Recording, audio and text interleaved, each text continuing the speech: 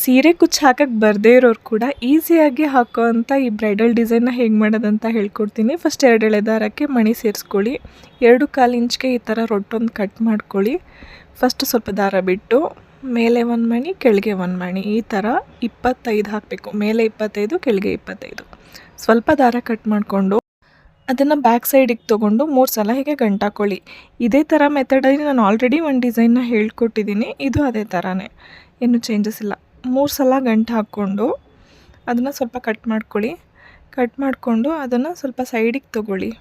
ಮಣಿ ಎಲ್ಲನೂ ಇದೇ ಕಲರ್ ದಾರನ 4 ಎಳೆ ಸೇರಿಸ್ಕೊಂಡಿದ್ದೀನಿ. ಇದು ಸಿಲ್ಕ್ ಥ್ರೆಡ್ಡೇನೆ. ಸೂಜಿ 4 ಎಳೆ ತೊಗೊಂಡಿದ್ದೀನಲ್ಲ, ಇದರಲ್ಲಿ ಹಿಂಗೆ ಲಾಕ್ ಮಾಡಿಕೊಂಡು ಗಂಟುಗಳು ಹಾಕ್ಕೊಬೇಕು. ಒಟ್ಟು 20 ತನಕ, ಒಂದು 15ರಿಂದ 20 ಹಾಕೋಬೇಕು ಗಂಟುಗಳು. ಈ ಥರ ಗಂಟು ಹಾಕ್ಕೊಂಡಾದ್ಮೇಲೆ ಆ ದಾರನೇನು ಕಟ್ ಮಾಡಬೇಡಿ, ಹಾಗೆ ಇಟ್ಕೊಳ್ಳಿ. ಗಂಟೆಲ್ಲ ಒಂದು ಲೈನಿಗೆ ಬರೋ ಥರ ತೊಗೊಂಡು ಅದನ್ನು ಬ್ಯಾಕ್ ಸೈಡ್ ಮಾಡ್ಕೊಳ್ಳಿ. ಬ್ಯಾಕ್ ಸೈಡ್ ಮಾಡಿಕೊಂಡು ಆ ದಾರ ಇರುತ್ತಲ್ಲ ಅದರಲ್ಲಿ ಮತ್ತೆ ಸುತ್ತಿ ಅದನ್ನು ಸುಮಾರು ಒಂದು 10 ಸತಿ ಸುತ್ತಿ. ಇದಾದಷ್ಟು ಹೀಗೆ ಸುತ್ತಕೊಂಡು ಕುಚ್ಚು ಲೆಂತನ್ನ ಸ್ವಲ್ಪ ಕಡಿಮೆ ಮಾಡ್ಕೊಳ್ಳೋದು, ಅಂದರೆ ಬೀಡೆಲ್ಲ ಬೊಂಚ್ ಥರ ಕಾಣೋ ಥರ ಮಾಡ್ಕೊಳ್ಳೋದು. ದಾರ ಕಡಿಮೆ ಕಾಣುತ್ತೆ, ಬೀಡ್ ಮಾತ್ರ ಕಾಣೋ ಥರ ಹಿಂಗೆ ಸುತ್ತಕೊಂಡು ಬ್ಯಾಕ್ ಸೈಡ್ ತೊಗೊಂಡು 1-2 ಗಂಟು ಹಾಕ್ಕೊಳ್ಳಿ. ಅದೊಂದು 2 ಗಂಟು ಹಾಕ್ಕೊಂಡು ದಾರನ ಅದು ಇನ್ಸೈಡ್ ಸೇರಿಸ್ಕೊಂಬಿಟ್ಟು ಕಟ್ ಮಾಡ್ಕೊಳ್ಳಿ.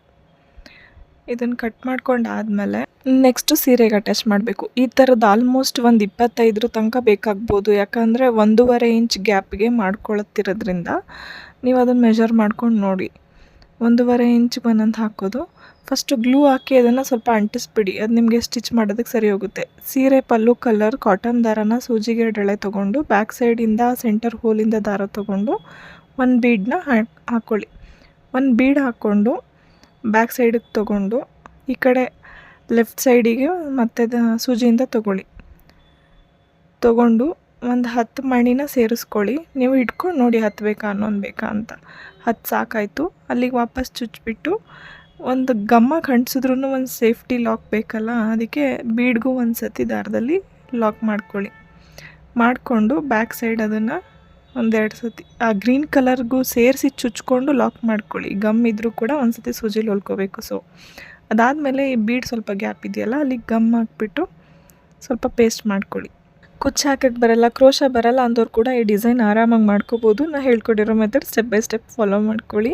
ತುಂಬ ಚೆನ್ನಾಗಿರೋ ಗ್ರ್ಯಾಂಡ್ ಡಿಸೈನ್ ಹಾಕೋಬೋದು. ಮತ್ತು ಈ ಡಿಸೈನ್ ನಿಮಗೆ ಇಷ್ಟ ಆಗಿದ್ದರೆ ಲೈಕ್ ಮಾಡಿ. ಇನ್ನು ಬೇರೆ ಬೇರೆ ವೀಡಿಯೋಸ್ ಹಾಕ್ತಾ ಇರ್ತೀನಿ, ಫಾಲೋ ಮಾಡ್ಕೊಳ್ಳಿ. ನೆಕ್ಸ್ಟ್ ವೀಡಿಯೋದಲ್ಲಿ ಸಿಗ್ತೀನಿ. ಅಲ್ಲಿವರೆಗೂ ಟೇಕ್ ಕೇರ್, ಬಾಯ್.